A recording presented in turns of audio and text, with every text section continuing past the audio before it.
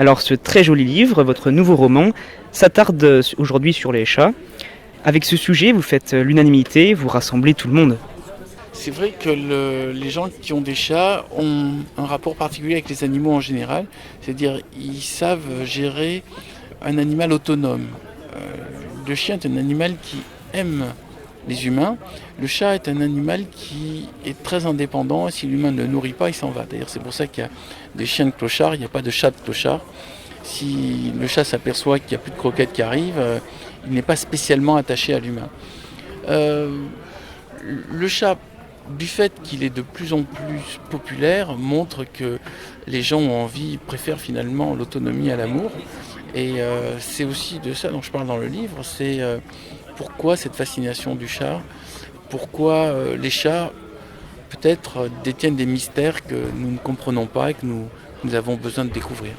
Nous suivons Bastet, une chatte qui se pose beaucoup de questions et qui va essayer de trouver des réponses grâce à Pythagore, qui lui a une petite chose spéciale. Dites-nous ce que c'est.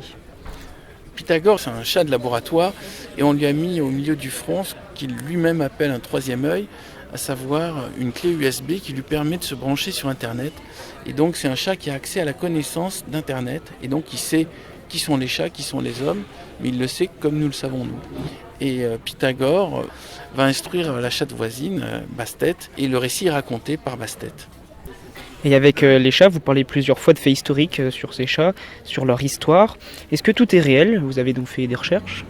Sur l'histoire des rapports entre les chats et les hommes, oui, tout est réel. En tout cas, tout est issu de documentation scientifique. On sait quand sont apparus les premiers chats en Abyssinie, donc en Éthiopie. On sait comment ils ont circulé en Égypte. Ils ont connu un culte et ils sont arrivés ensuite en Israël, en Grèce et à Rome. Et comment ils sont répandus pour monter jusqu'en Scandinavie et en Inde, en Chine. Et même on a la date de l'arrivée du premier chat au Japon, qui est autour de l'an 1000. Et j'ai essayé de montrer qu'en fait, il y a une histoire parallèle à celle des hommes, qui est l'histoire des chats, dans laquelle notamment les chats nous ont aidés à lutter contre les rats qui transportaient la peste.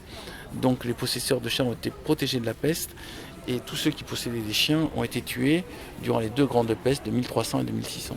Alors, pour terminer, est-ce que vous avez des projets d'avenir, d'autres idées en tête pour un prochain livre? Alors, je vais vous dire, là, j'avais commencé à écrire un livre et puis depuis ce matin, dans le train, je me suis dit, je vais faire autre chose. Donc j'ai commencé aujourd'hui en venant au Mans, un nouveau roman. Je ne sais pas si c'est celui-là qui va émerger au final, mais j'aime bien ce moment où on s'élance, un peu comme si on était à cheval, on s'élance dans la plaine et l'esprit galope. Et après on regarde un peu si le chemin est intéressant. Voilà. Merci beaucoup pour toutes vos réponses. Merci à vous.